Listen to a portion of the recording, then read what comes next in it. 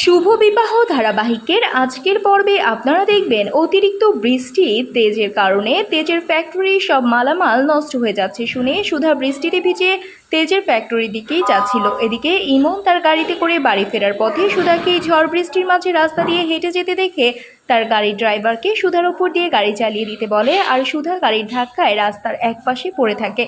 এদিকে তেজ বিজিককে বলে, আমরা কিছুতেই সবকিছু রক্ষা করতে পারলাম না। এদিকে সমুদ্র ও তার ছোট কাকা সুধাকে বাড়িতে খুঁজে না পেয়ে রাস্তায় সুধাকে খুঁজতে এসে সুধাকে রাস্তার একপাশে পড়ে থাকতে দেখে তাকে সেখান থেকে তুলে তেজের ফ্যাক্টরিতে চলে আসে।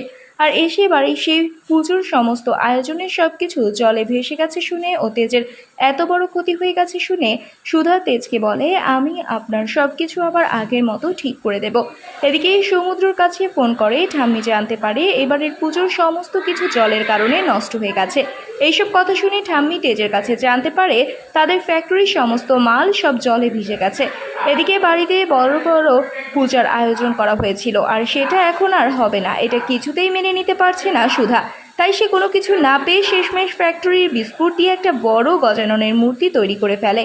আর এটা দেখে তেজ অনেক খুশি হয়। বন্ধুরা, আজকের পর্ব নিয়ে আপনাদের কি মতামত জানিয়ে দিন কমেন্ট করে। নিয়মিত সিরিয়ালের আপডেট পেতে আমাদের চ্যানেলটি সাবস্ক্রাইব করে সাথেই থাকুন। ধন্যবাদ।